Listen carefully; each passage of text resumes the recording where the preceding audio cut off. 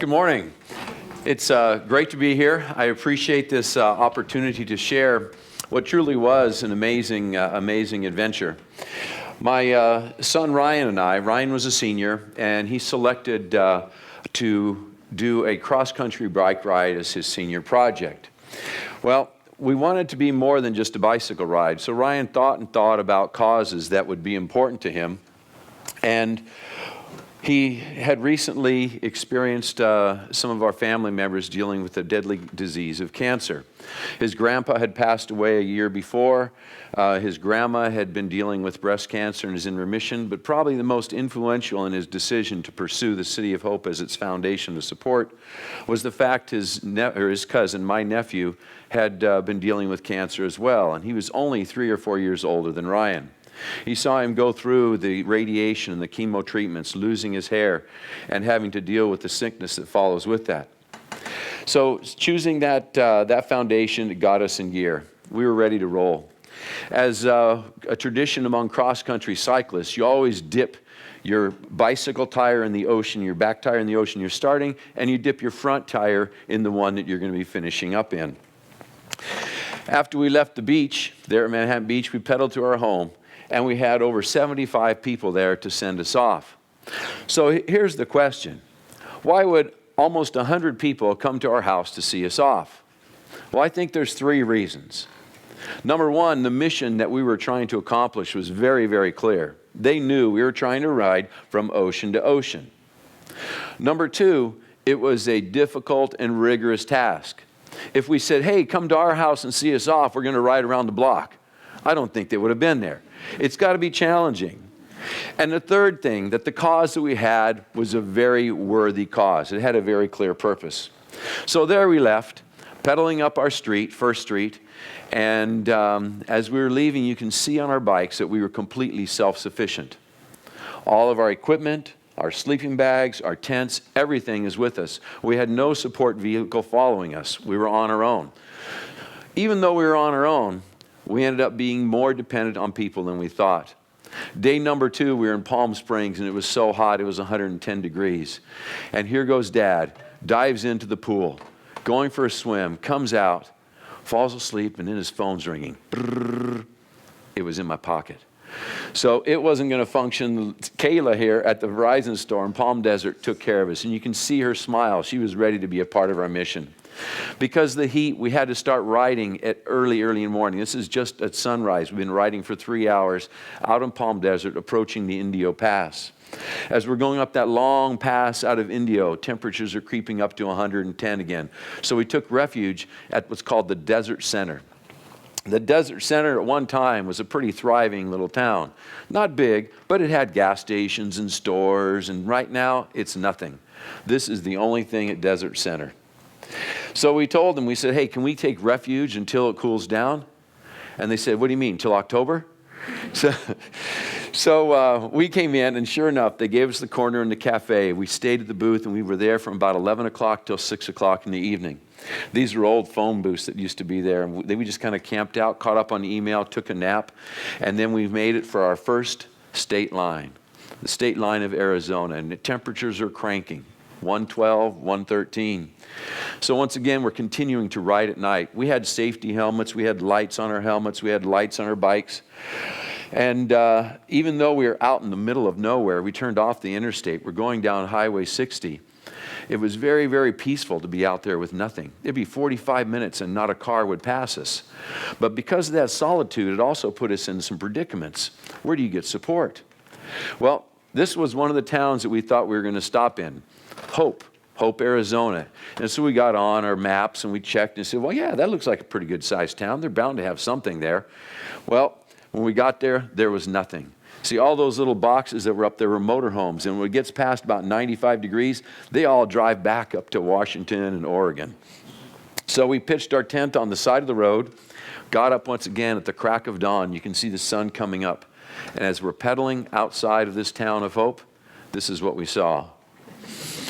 You're now beyond hope. Well, we hoped that we weren't beyond hope, and we continued on, and Let me get my clicker. We came across a wide range of wildlife, things that we never would have seen if we'd been going 70, 75 miles down the highway. We saw rattlesnakes. We saw birds that would come and jump on our bicycles. We saw millipedes, tiny. They seemed tiny on the road, but when you picked them up, they were as big as your hand. Bats, millions of bats flying from underneath the different overpasses that we'd visit. Armadillos in Texas, and once we got to the wet grounds of Louisiana, it wasn't uncommon to see alligators in the swamps.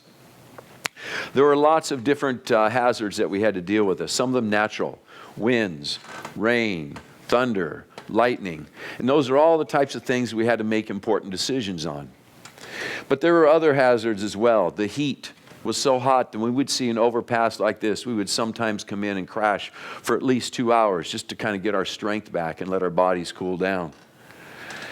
Once we hit New Mexico, we came to the Continental Divide. And in theory, the rest of our ride should have been downhill. We're at 4,500 feet, but we were still hit with lots of different challenges. Some of them man-made, different debris that would fly off of the trucks.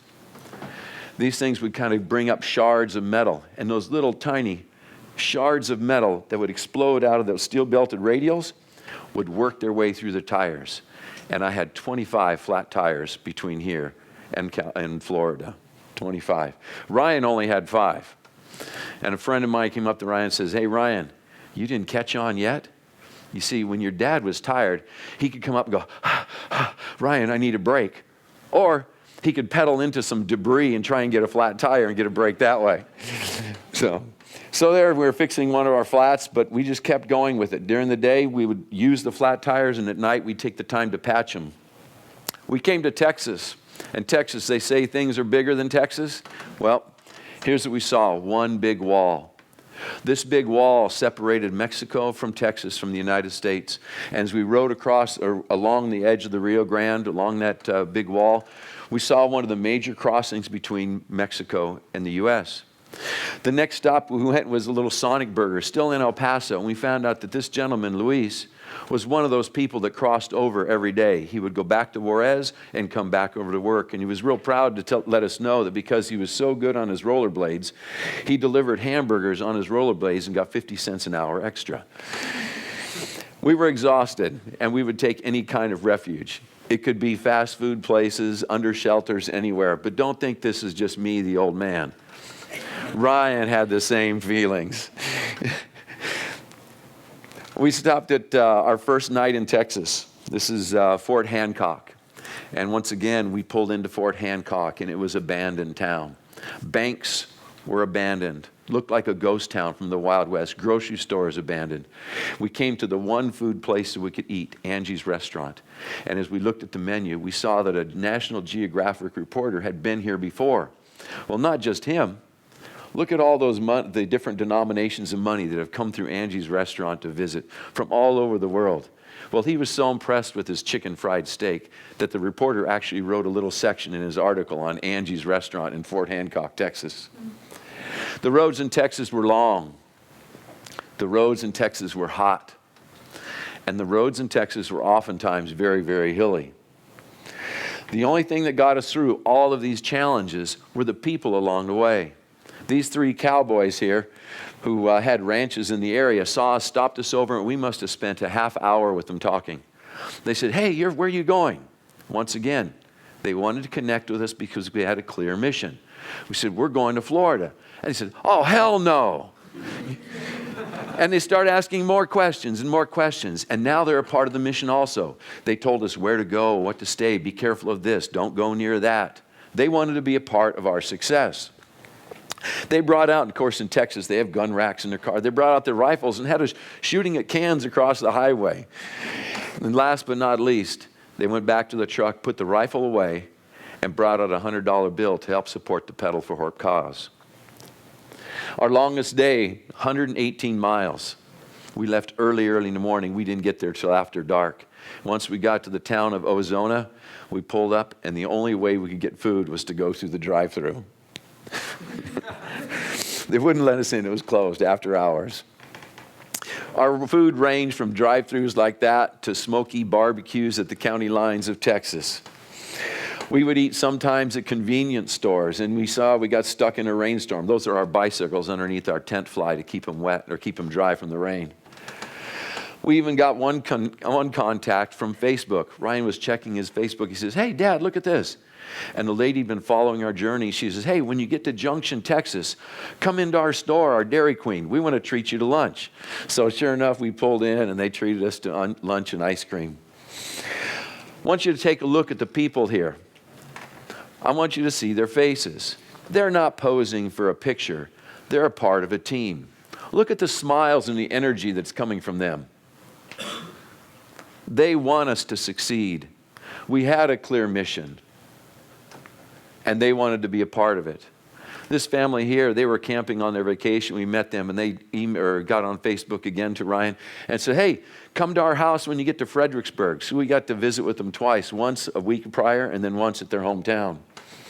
These people, we were so exhausted, we said, "Hey, is there some shade that we could take a nap?" They sent us into the warehouse where all the peaches were, turned on the big fan that to keep the warehouse going, and we slept for about an hour. And we woke up, went in to thank them, and the little boy right there says, "Hey, can I make you guys a sandwich?" Made us a sandwich. We had peach ice cream. So hospitable. These people, pizza was great, and they supported us as well. This lady here broke into tears when she heard what we were doing, because 2 months earlier, her brother had passed away from cancer. Larry picked us up, drove us 20 miles south to his town, let us stay at his home, and then drove us 20 miles back right to the same truck stop that we started, so that we wouldn't damage the integrity of our ride. We wanted to ride coast to coast. We had all sorts of different refuges in place that we would stay safe. Sometimes it was our tent keeping us away from the mosquitoes. Sometimes if we get caught in a storm, this is 3 hours at the Walmart in Baton Rouge, hanging out in the garden center. The old man that would come there and say, "Hey, welcome to Walmart," he sat there and talked with us forever. Sometimes we didn't get to pick. You can see the rain coming down hard, and we quickly pulled into this shelter of this abandoned gas station. The pumps used to be out there on the left. And when we pulled in, we found out we weren't alone. This is Marvin. Marvin is from Cuba, and he had ridden his bicycle from Miami all the way to the center of Texas where we were. So he's telling us about his journeys going that way, and we're learning from him and on and on. Well, Marvin was pretty special. And we had to challenge ourselves there, because the only thing Marvin spoke was Spanish. This is his bicycle. You can tell he's a welder. So he welded this frame in the back that put this big suitcase up on top, which made it very unstable, but he still pursued. The tires there are not road bike tires, those are mountain bike tires. And in the front, you see his welding helmet. When you see that coming down the road, it looks like one of those Texas Longhorns. We moved into Louisiana. We got lots more rain. And when rain and climate changes, so do sports. This is mud racing. They gear up these trucks and they take them out and they mud race and see who can go the fastest and the farthest. We finally made it to Florida, and we got to Florida. I can't tell you what an exhilarating feeling it was to dip the tire in the Atlantic Ocean. Lots of work, lots of support. It wasn't about the distance we rode. It was about the people we met. And those people got behind us because we had a clear mission. It was a tough challenge, and it was a worthy cause. So my question to you is, what is your mission? Is it rigorous enough? And is the cause worthy?